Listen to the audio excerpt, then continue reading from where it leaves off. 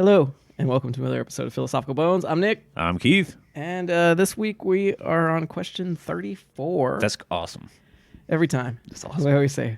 We can't believe we're that high. Philosophical Bones became a big staple of the channel. Yeah. It's our one separate show that's stuck. Yeah. Well, that and Rufus the Villain. Yeah, like the big thing is like Nerdy Bones as a show. Yeah. For a long time was very unique. Yeah. We have different schedules now. Like It's been on hiatus. so, yeah. So what I look at is like everything we put out is under the Nerdy Bones umbrella. Mm-hmm. You know, it's either the way I see it, it's like Nerdy Bones, Philosophical Bones. It's Nerdy Bones, Rufus the Villain, Nerdy Bones, whatever we do. You know, yeah. and growing up, Star Wars was a lot of fun. So check that That's show. a fun one, yeah. Yeah. So But yeah, this week, question today is... shut down for a second. And this was suggested by my new lady. My new lady, Tanya. Yeah. Nice. And this actually kind of rolled out of a Harry Potter question because she's a big Harry Potter fan. Nice. But the question is, what happens after we die? Oh man, that's a big one. Like that puts my brain in so many directions. Because well, here's the thing: is I'm afraid to die.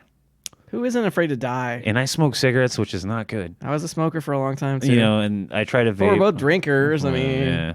I mean, honestly, what's not going to fucking kill you nowadays? Going outside will kill you. Everything fucking kills you, man. And it's one of those things too. Is like, oh, well, you could go get hit by a bus tomorrow. Right. You know, it's just shit happens. Well, I've had, this is off topic, but I've had situations where I should have died and I survived.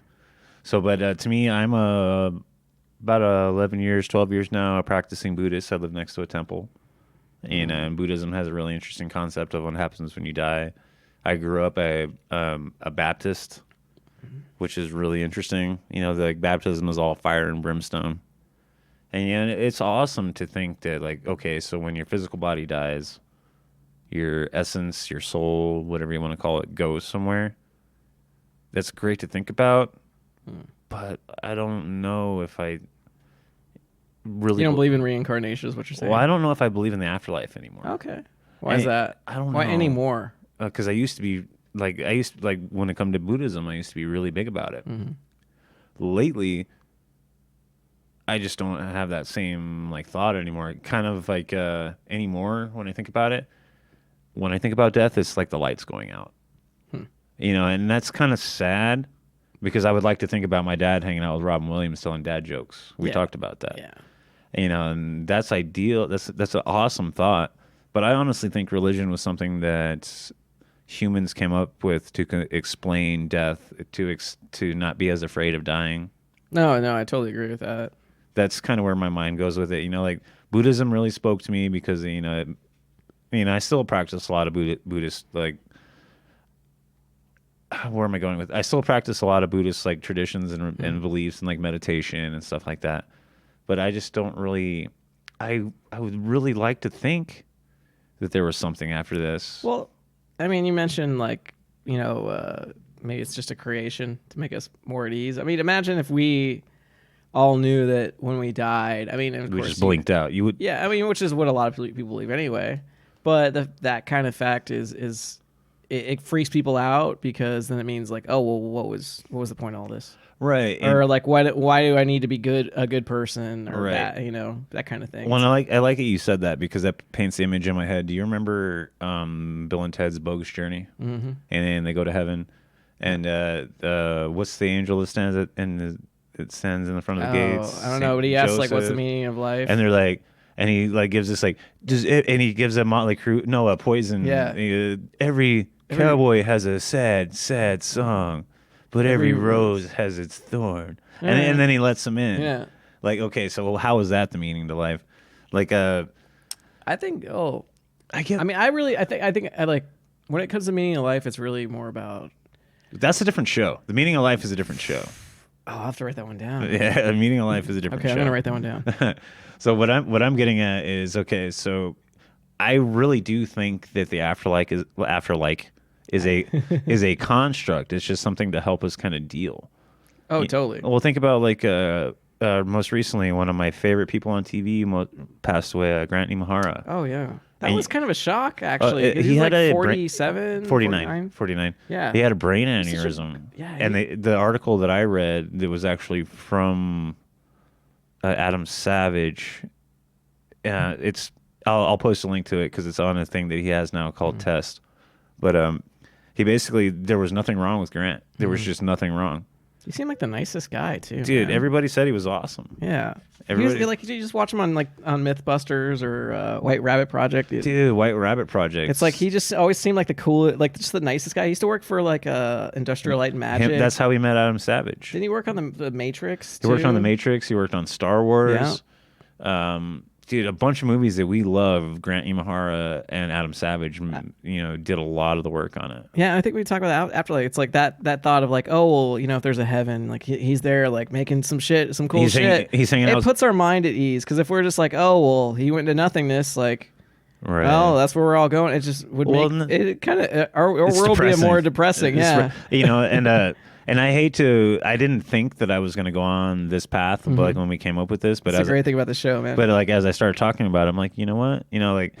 It brings my heart some ease. Like I said a minute ago, like maybe your dad, my dad, and their heroes are hanging out right now. Totally. And maybe my dad finally got to reunite with my mom because my mom passed away when I was 7, and maybe that's fucking amazing. That's something we all like to think about. Like to have it in my head that my mom and my dad are looking down on me now.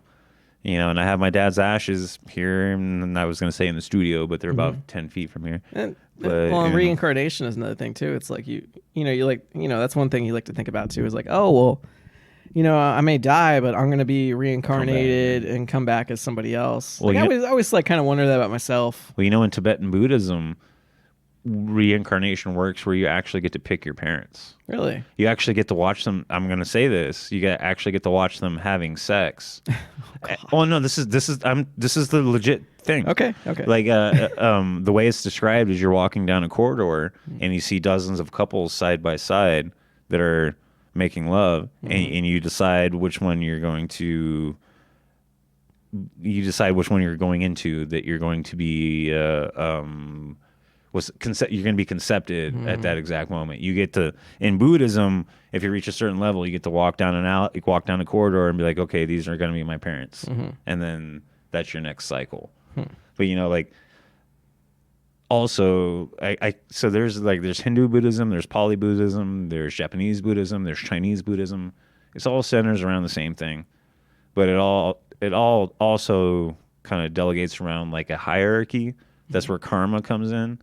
Like, say you live your life and you're just a shitty person, you're going to be destined in your next life to be born into poverty, or be born as something that's not even human. Like maybe you're so shitty in your next life you are born as a cow, and that's all you know, because you're not going to have any memories of your past life. And like, oh fuck, I'm a cow. Okay, I've always thought I wouldn't mind being reincarnated as a dog. Dude, dog's life, son. They write Especially songs. our dogs. They live a pretty nice life. Yeah, it's funny with Marla hanging out behind me earlier. But yeah, like my grandpa, he was all fire and brimstone. He was one of those ones that if you don't follow the word of God, you're going to be judged. A fire and a brimstone. Oh, and you have to end every sentence with you go to. You must stand. I'm thinking of Sam Kinison right now. Yeah, you must stand before the Lord. Because he was a fire and brimstone preacher. Well, he was a preacher before he was a stand-up. Oh comedian. Yeah. If you guys are interested, we did an episode on that. Go back and check it out. Yeah, episode of Sam Kinison. Yeah, he was an interesting guy. Yeah. Ow, ow, ow. I remember he used to do that a lot on a lot of our podcasts. Yeah, that was one of my things I used to do a lot. In a while. Ow, ow. So where are we at? I got a question in my head I wanted to ask you. Like, so what do you think of a past life regression? See, okay, I've got a couple layers for this. Good question. So as a Buddhist, I still have to identify as a Buddhist. Although, like I said, I do kind of believe over the last couple of years, I do kind of believe that it's lights out. I do kind of feel like it's like a light switch. You're done. Like there is scientific explanation that there is an energy to what's inside us. It's scientifically detectable that there is an electrical energy, and energy cannot be destroyed. That's one thing that gets me. That's one constant in the universe is energy. Energy can't be I forget. It can't be destroyed, and it can't be something Isn't there else. something about the soul, like when and it like, weighs a certain amount. yeah, too. like when somebody dies, they lose a certain. It's like amount of 1/13. It's like 1/13 of a pound or something like that, and it's provable. And then nobody able to figure out like what that is. And it's provable. Yeah, it's 100% provable. It happens, and that's there's no debating that science. That's the thing. Yeah. So like but that's so scientists, I'm sure they'd be like, well, they lose weight. It's because they shit themselves and they pee, and, and they void the bodily fluids, which that is. I actually know. Growing up, I knew a coroner, and they account for that. They can, because I was, me. Of course, you grew up knowing a coroner. Yes. I'm a weirdo. I'm a weirdo. And I'm sitting here wearing a Jeffrey Dahmer shirt. Yeah, I'm just saying that. Anyway, but yeah. So there is changes in the body when you pass, but they are documented and explainable. But that weight loss is not explainable. So, it does put me on this borderline. It's it's an amazing thing to think about that there's these golden gates and everything you could ever imagine, everything you could ever want. But that also speaks to the fact that it just tries to make you more comfortable with fucking dying. That's true. Like, this is what's on the other side. Everything that you ever wanted, this is what's on the other side. If you're not good, you're not getting it. You're going to go to hell. Like in Dante's Inferno, which like the modern day concept of hell was written by a guy named Dante that was actually living by a body burning site. Was he? Yes. Yes, I know this for a fact because I've actually looked into it. The guy who wrote it, I don't think his name was Dante. I might be look his name up. Look his name up.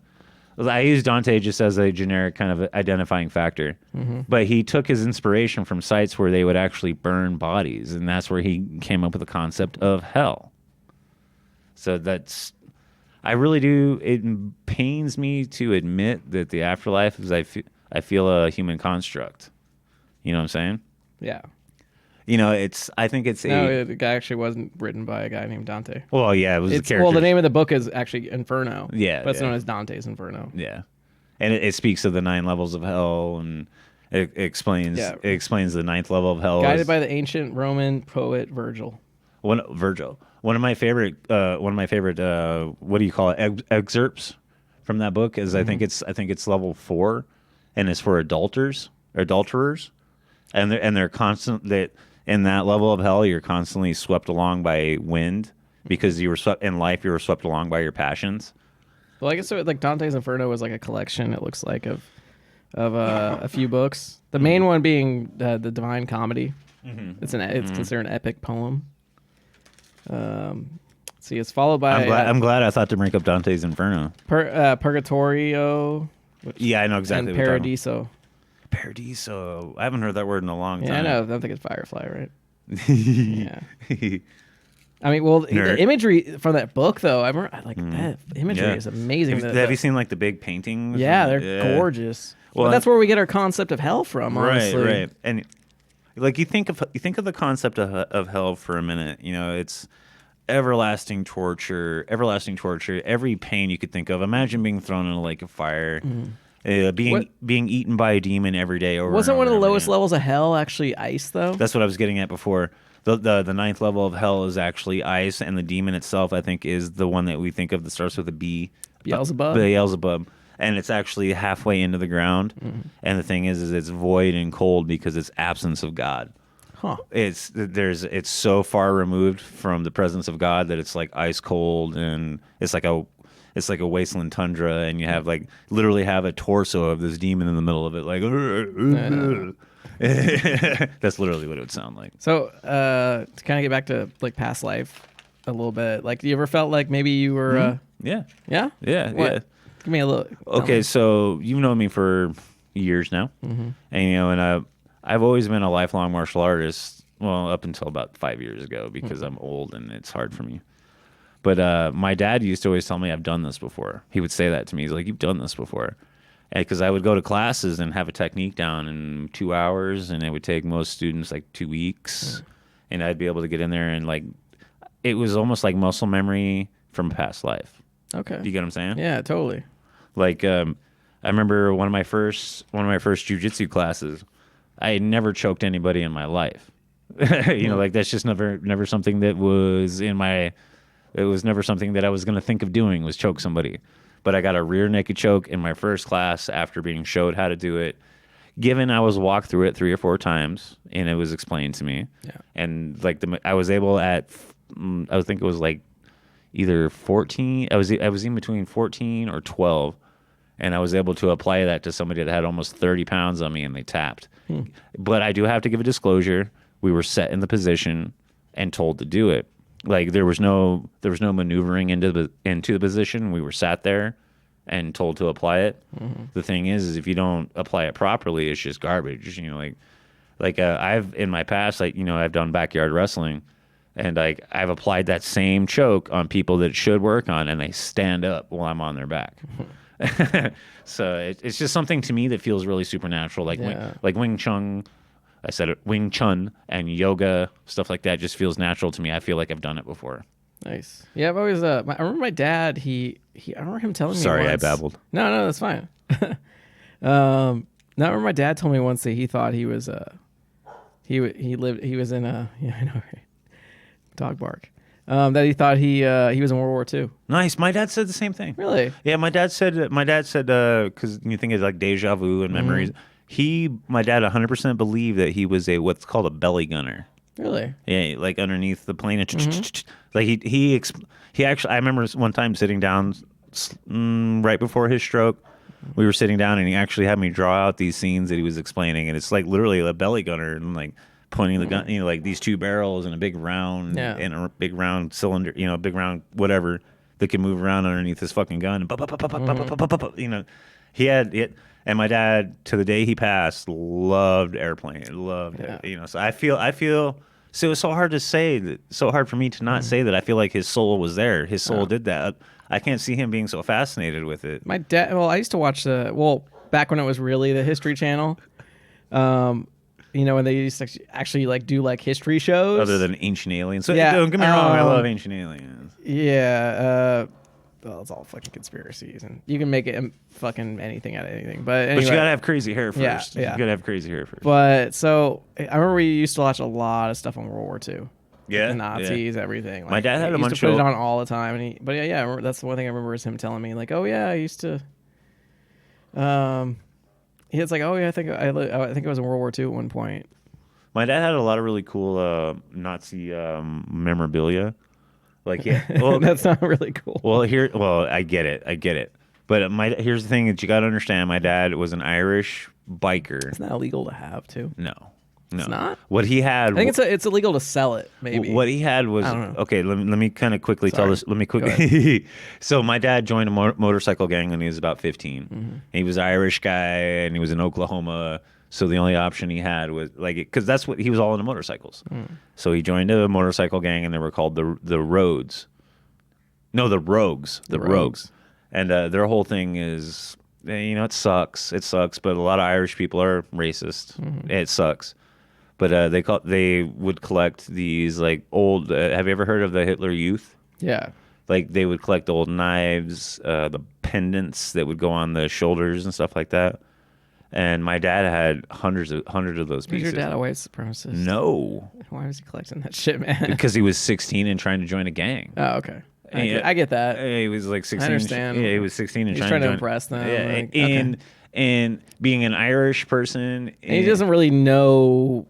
Well, he didn't grow up here. Yeah, at that sense too, you don't really get an idea of like what that. Well, he stuff didn't. means. He was born in Dublin in 1955. Shit. And, so this was probably like 71, 72, or however 1955 minus 16, whatever. Do that math. Yeah.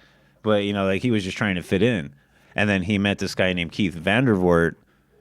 Who you got your name from? That's right? who I got named after. Yeah, and I've told this story before, but my dad used to be a badass. He was what was called an enforcer. Like if you owed the gang money, my pops is who they sent. Yeah. So yeah, but anyway, we are not talking about the topic anymore.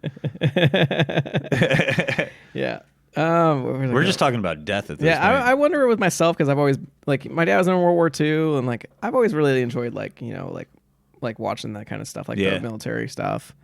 I was always more like Vietnam though. Like I was always more interested in that. Like I got through like halfway through the Ken Burns Vietnam one. Oh wow. That one's a long fucking documentary. It's like 4 hours. No, there's like fucking 7 parts to it, and it's like they're like 2 hours a piece. So what I've seen is about 4 hours. Yeah, dude, his is. You ever watch a Ken Burns documentary start to finish? They're fucking long.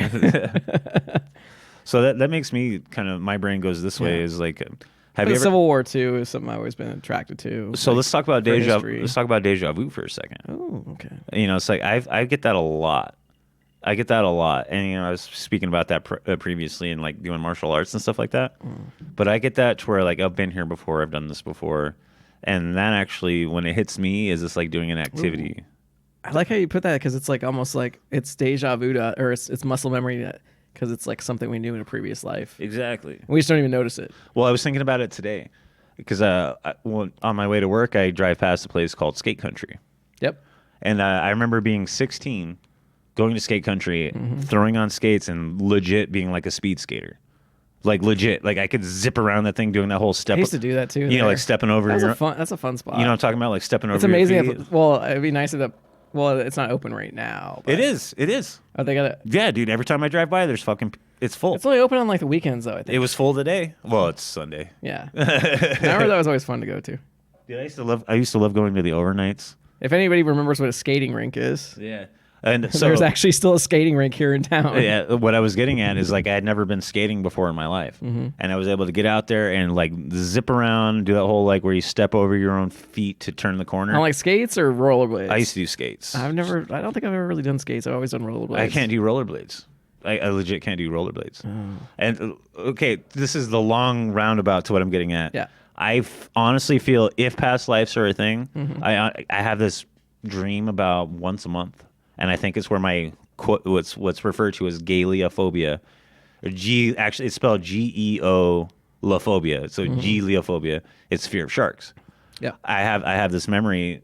I feel like it's a memory that I was a samurai in full armor and fell off a boat, and because of the weight of my armor, I couldn't swim, and I sank down. And I have this vivid dream or memory of a school of sharks. Imagine a school of sharks right above the surface of the ocean, where like there's light coming through and it like trickles down. Oh yeah. And I have this vivid memory of like being weighed down by my armor, and that's the last thing I saw. And I've had that dream since I was like 15. That's crazy. Yeah. So you kind of started off by saying you don't believe in like reincarnation. See, that's what it's like hard. that. See, that's why it's hard. And now you're pretty much just like, yeah, I pretty much do believe in it, because that's why it's hard. I believe in like having a past. I've never had anything like that. That's why it's hard, because it's so easy to go one direction or the other. This conversation more to turn or like, what was the original question? What happens after you die? Yeah, what happens after you die, to be like more like this is like, oh well, is reincarnation like? Well, it's actually what is the afterlife is more or less what we've turned into. Yeah. This man. We do this. Well, we always do this. Then you got to forgive my ignorance, but what is it? Hindi. But actually, I mean, no, this does apply, because it's like what happens after we die. So it does. Oh well, and this is a very ignorant statement, because I don't know.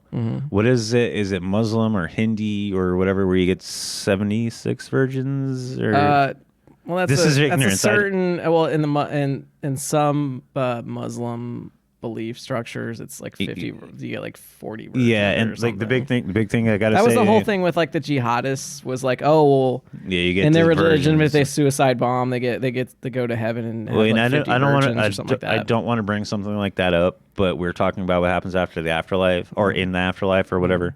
And I just ignorance. I don't know. Yeah. Like I don't know what part of the world that if it's a real belief. Well, no, that's like no. It's good you're bringing that up, because it is part of the question. Yeah, like I don't know. Like, well, who does know? I mean, you do have those people who like.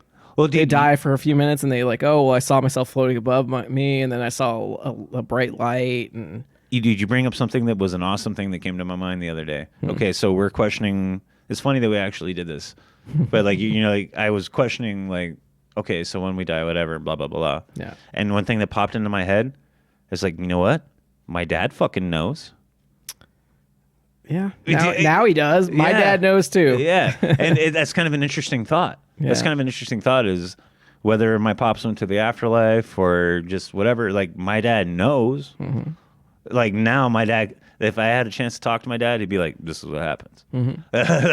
That's kind of crazy. Yeah, that goes into like ghosts and Ouija boards. Yeah, exactly. What's your thought on Ouija boards? I don't really believe in them. I go back and forth because here's the thing: is I won't have one in my house. Yeah, dude, it's the activity I already have.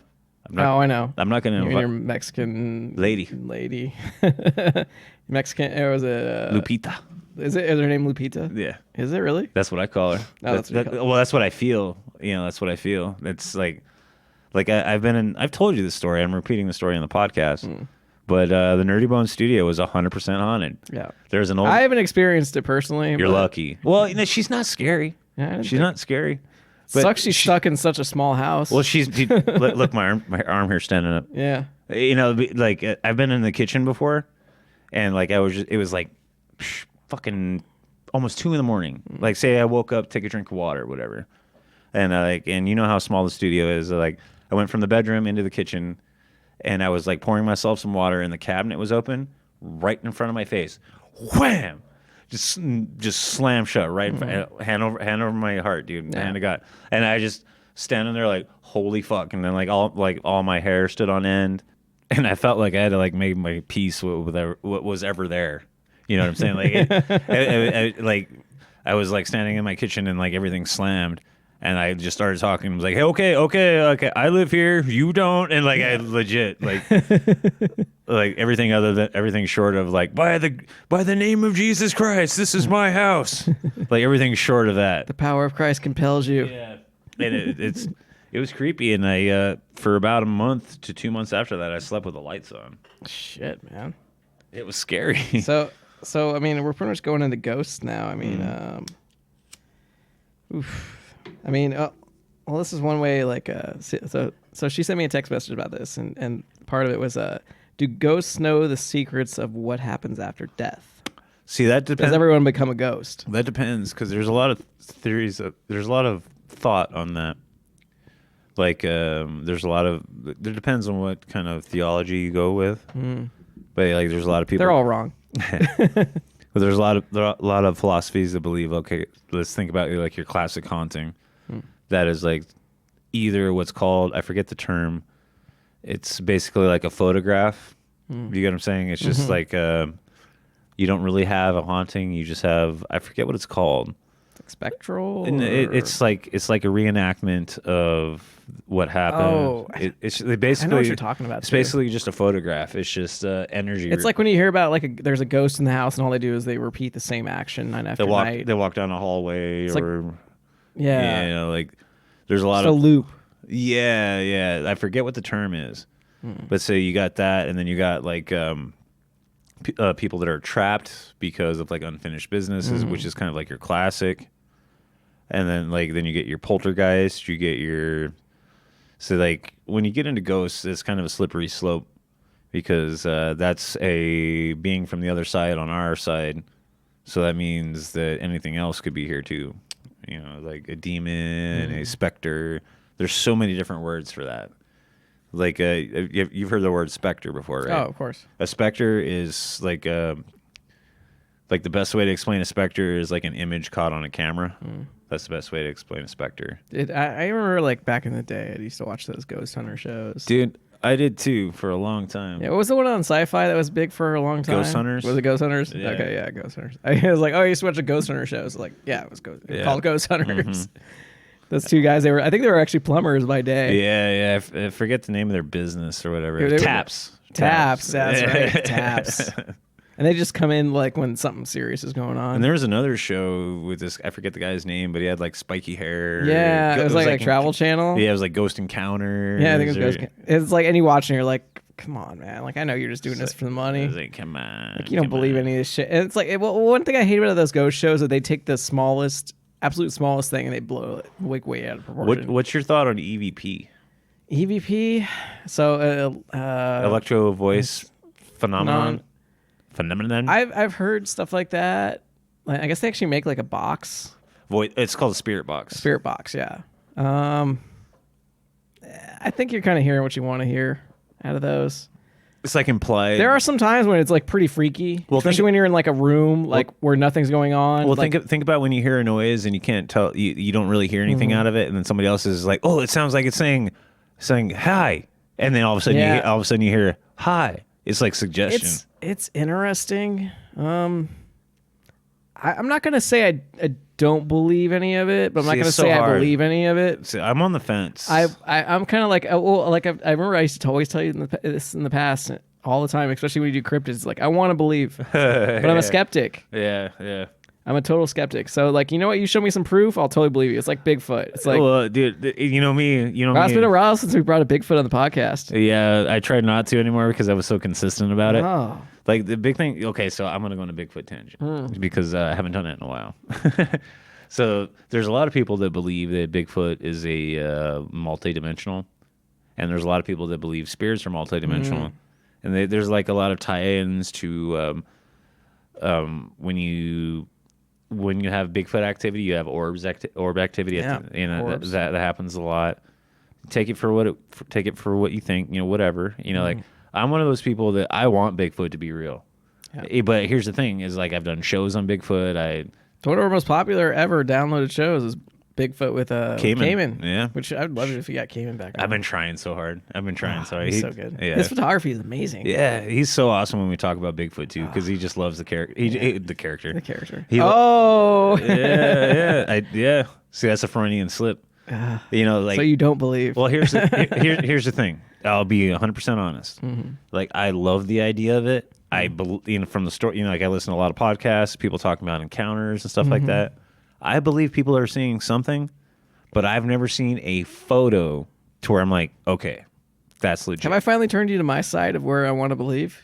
Probably. Damn. Yes. But it's taken so long, but I finally got you there. But I'm always going to be a Bigfoot guy. Of course. The thing is like, I've never seen something that's like 100%. I'm like, okay, that's a picture of a Sasquatch. Yeah. I've never, not once. No, we've always both loved cryptids. Yeah, and like the thing is what got me so interested is just the stories. Like people talking, hundreds and hundreds of years of, people talking about this kind of thing. So I believe that people are seeing something.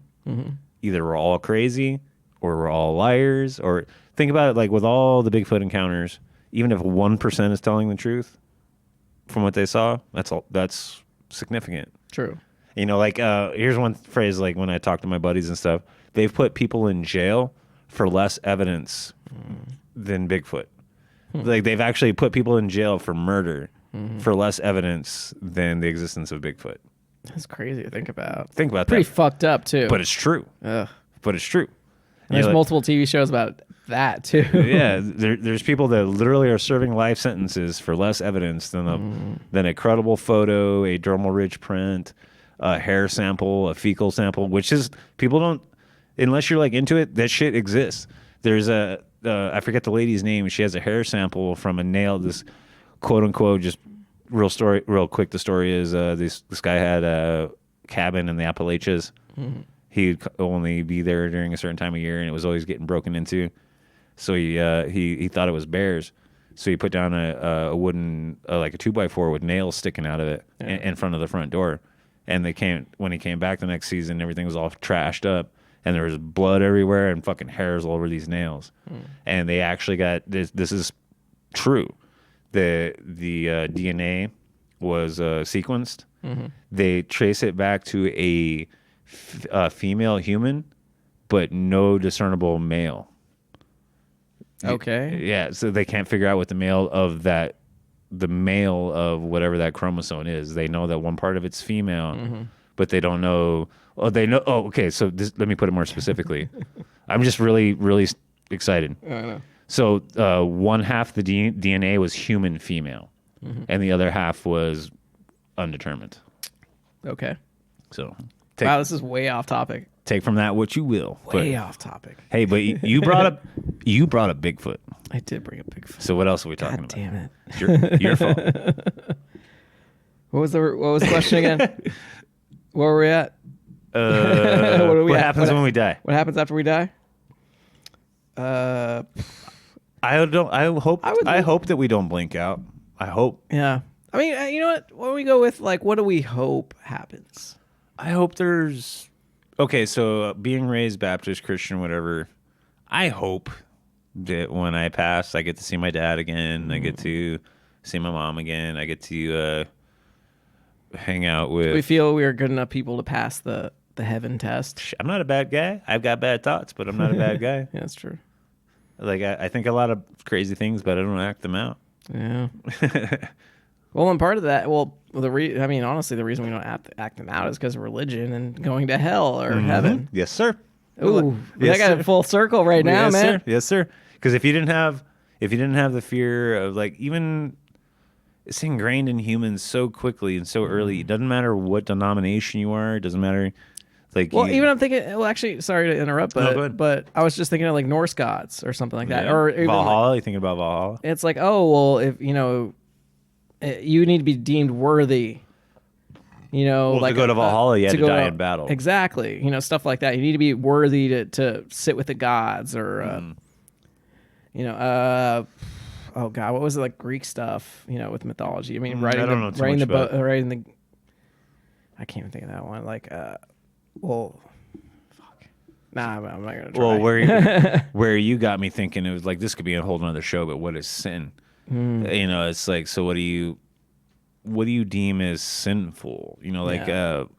I won't go into the past, but well, I was thinking Tovacor too with Klingons. yeah. Well, what I was getting at was one of my past relationships was a different religion, and then really kind of determined why things didn't work out. Really, in the baseline of stuff, making me go to church.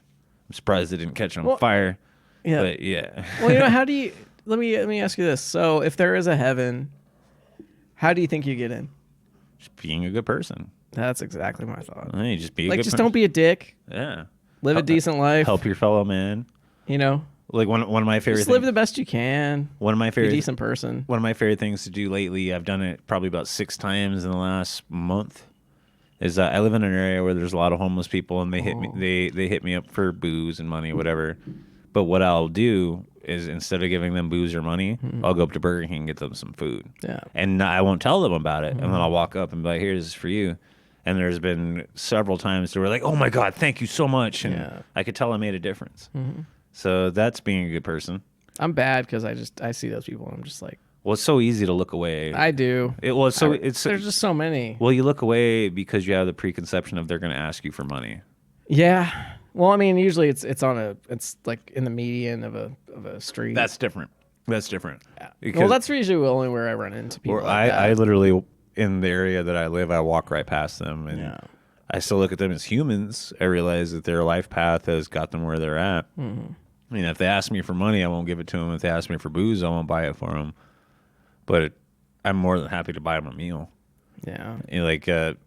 About 2 weeks ago, I went up and got myself a burger and stuff like that. And there was this guy that I've seen a couple times, and I bought him for me, I don't eat a lot, but I bought him like a full on meal. And then I went back earlier to see how he was doing because of how close he was to the house. And he'd only made it like halfway through what I bought him, and I could tell it was because he wasn't eating a lot, and there was just a lot of food.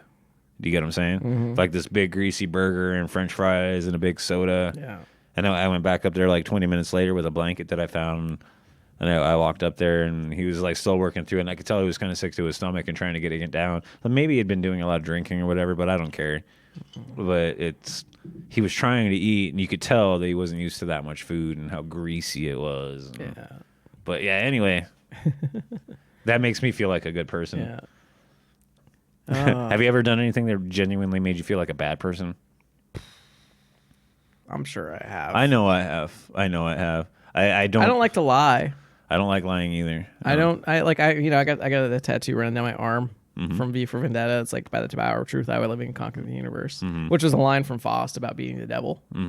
Because I just don't. And then like, it's weird because like a lot of people won't really believe you on that. It's like, oh wait, you don't lie to anybody? It's like, pfft.